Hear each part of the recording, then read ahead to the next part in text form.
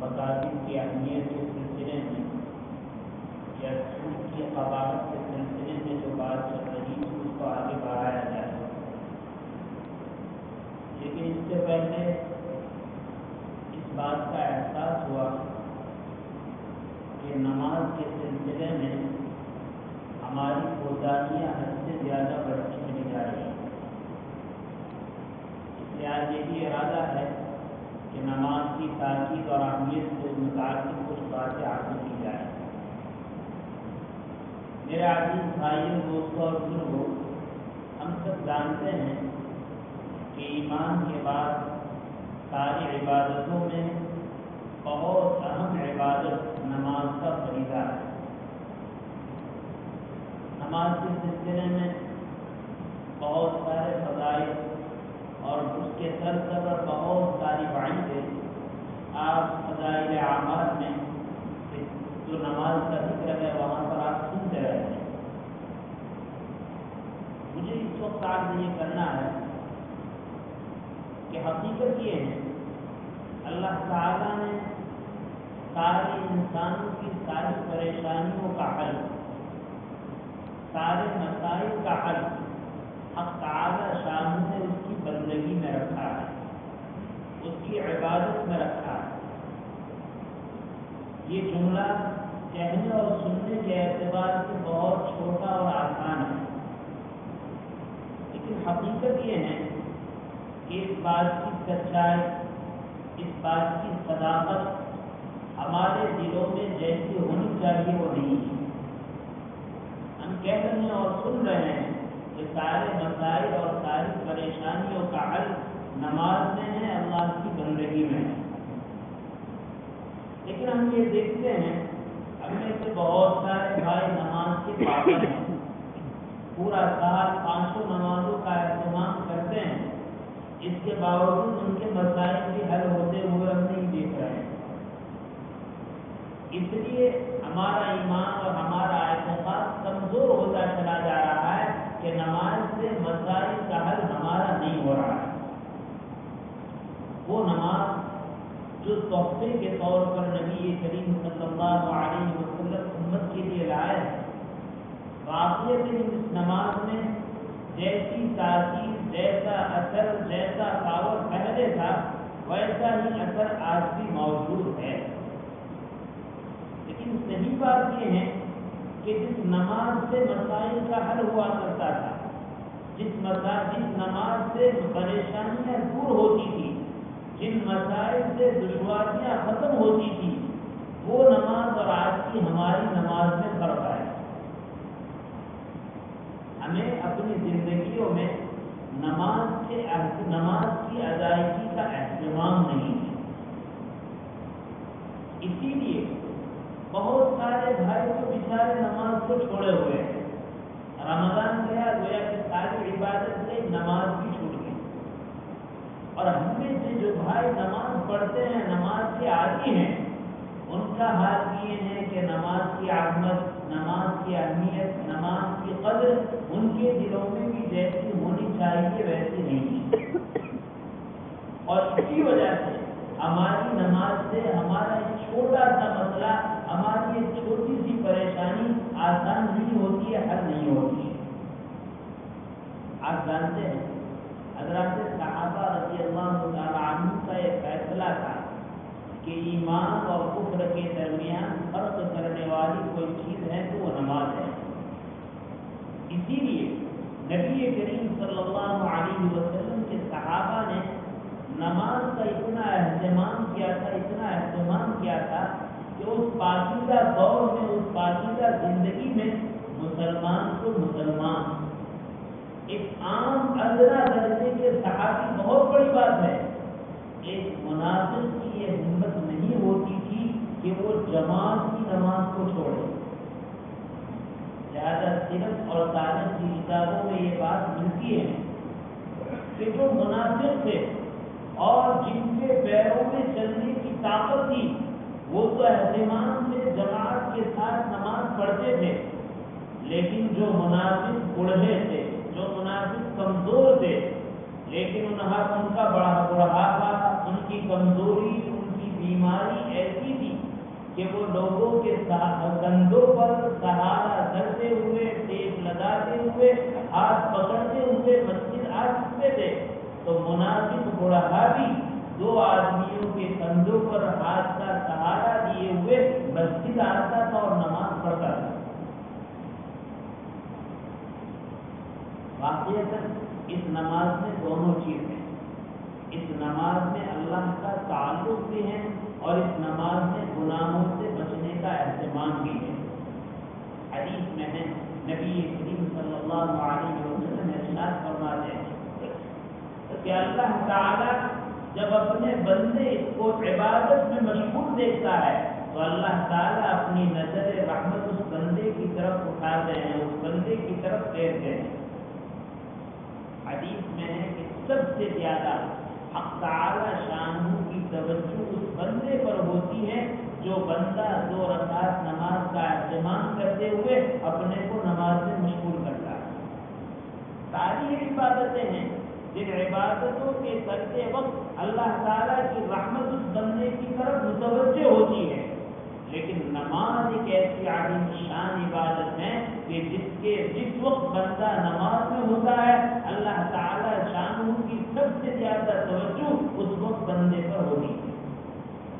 معلوم نماز کیا ہے؟ نماز یہ نہیں کہ آئے 2-4 منٹ میں 2-4 رکوع کے سجدے کے معاملہ ختم ہو گیا۔ نماز کی شان یہ ہے کہ نماز کے ذریعے سے بندہ اپنے تعلق کو اپنے رب کے ساتھ جوڑتا ہے، اپنی نسبت کو اپنے رب کے ساتھ جوڑتا ہے، بلکہ یہ کہنا چاہیے اپنی محبت اپنے رب کے ساتھ قائم کرتا ہے، اپنے رب کی پہچان اور معرفت اس کو نماز میں حاصل ہوتی ہے۔ اسی لیے نبی کریم صلی اللہ علیہ وسلم نے بے شمار فضائل اس کے بتلائے، لیکن جہاں پر آدمی نماز کو ترک کرتا ہے نبی کریم صلی اللہ علیہ وسلم نے وعید بھی بہت بتلائی۔ ایک حدیث میں ہے نبی کریم صلی اللہ علیہ وسلم ارشاد فرماتے ہیں آدمی نماز کی نگہبانی نہیں کرتا تو اللہ تعالیٰ اس کی نگہبانی چھوڑ دیتے ہیں۔ نبی کریم صلی اللہ علیہ وسلم ارشاد فرماتے ہیں، ابو درداء رضی اللہ تعالیٰ عنہ فرماتے ہیں میرے خلیل محمد رسول اللہ صلی اللہ علیہ وسلم نے ارشاد فرمایا کہ اے بندے خدا، اگر تجھے کاٹ دیا جائے تو بھی تو اللہ کے ساتھ کسی کو شریک نہ کرنا، اور اگر تجھے جلا دیا جائے یعنی نماز کے چھوڑنے پر جلا دیا جائے تو بھی تو اللہ کی عبادت نماز کو نہ چھوڑنا، اس لیے کہ جو آدمی اللہ کی عبادت میں نماز کو چھوڑتا ہے اللہ تعالیٰ اس کو اپنی ذمہ داری سے نکال دیتے ہیں۔ اب وہ چاہے شیطان کا کھلونا بنے چاہے دنیا کا انسان بنے، وہ اس کا اپنا کام ہے۔ آج امت کا حال یہ ہے کہ امت نماز جیسے اہم فریضے سے اتنی کوتاہی برت رہی ہے، اتنی کوتاہی برت رہی ہے جس کی کوئی انتہا نہیں۔ اول تو ہم نماز کے لیے آنے کے لیے تیار نہیں، اذانیں ہو رہی ہیں لیکن آدمی بے خوف پڑا ہوا ہے۔ علماء نے لکھا ہے ہماری غفلت کا حال تو یہ ہے مؤذن کی اذان ہمارے کانوں میں ہے اور ہماری چال اور ہماری دوڑ بازاروں کی طرف، معاصی کی طرف، گناہوں کی طرف ہے۔ اللہ کے منادی کی ندا کو سننے کے بعد بھی ہمارے پیر اللہ کے گھر کی طرف نہیں اٹھتے۔ اس کے برمقابل دنیا کا ایک بادشاہ، دنیا کا ایک وزیر اور دنیا کا ایک امیر ہمیں کسی چیز کے لیے بلاتا ہے، ہم اپنے سارے ضروری کام کو چھوڑ کر، راحت و آرام کے سارے اسباب کو چھوڑ کر اس کی طرف دوڑ پڑتے ہیں، بعد اس کے سامنے کھڑے ہو جاتے ہیں، اور جب اس کی طرف سے کوئی شاہی فرمان جاری ہوتا ہے تو ہم اس کو کرنے کے لیے اپنے سرمن کی بازی لگا دیتے ہیں۔ ذرا خیال کرنا چاہیے، دنیا کا وہ انسان جو تمہاری طرح انسان ہے اور جس طرح تم اپنی بگڑی اور بنائی میں اللہ کے محتاج ہے، وہ بھی اللہ کا اتنا ہی محتاج ہے۔ اس کا خوف، اس کا احترام، اس اس کے منصب کا خیال تو تمہیں اتنا سارا ہے کہ اس کے حکم کو پورا کرنے کے لیے سب کچھ چھوڑ دے، اور ان سب کا معبود اور خالق و مالک ہے، جب اس کی طرف سے بلاوا ہوتا ہے تو کان میں آواز تک نہیں پڑتی، یا آواز کان میں پڑتی ہے تو اس کا کوئی خیال نہیں پیدا ہوتا۔ اللہ جل شانہ کی عظمت کا اے بندے مومن تیرے دل میں اتنا بھی خیال نہیں۔ نبی کریم صلی اللہ علیہ وسلم ارشاد فرماتے ہیں، آدمی نماز کو چھوڑتا رہتا ہے یہاں تک کہ کل قیامت کے دن اللہ تعالیٰ جب مجرموں باغیوں سے پکڑ فرمائیں گے اور ان کے لیے جہنم کے فیصلے فرمائیں گے تو اللہ تعالیٰ بے نمازی کو جہنم کے ایسے مرحلے میں اور ایسی جگہ میں ڈالیں گے جہاں اللہ کا سب سے بڑا دشمن یا اللہ کے بہت بڑے دشمن فرعون، حامان، قارون جہاں پر ہوں گے، نماز کو چھوڑنے والا جہنم کے اس خطے میں ڈال دیا جائے۔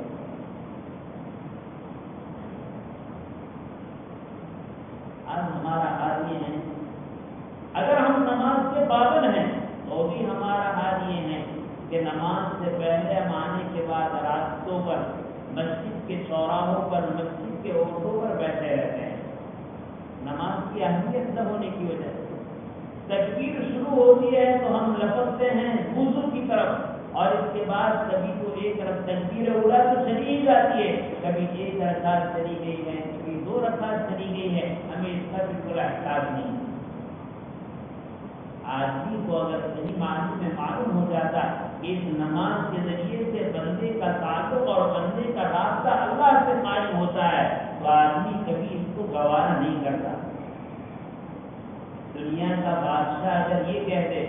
کسی آدمی پر یہ ٹیلی گرام بھیج دے، یہ میسج بھیج دے کہ مجھے 12:05 پر آپ کے شہر کی ایک عدالت میں، آپ کے شہر کی ایک آفس میں ملنا ہے، آپ وہاں پہنچ جائیے، دنیا کا کیا خیال ہے، انسانوں کا کیا خیال ہے کہ جب وزیر اعظم اور بادشاہ بلائے اور وہ 12:05 کا وقت دے تو کیا ہم 12:10 پر پہنچیں گے؟ ارے اس کے بلاوے پر ہم 11:15 کو دفتر میں پہنچ جائیں گے،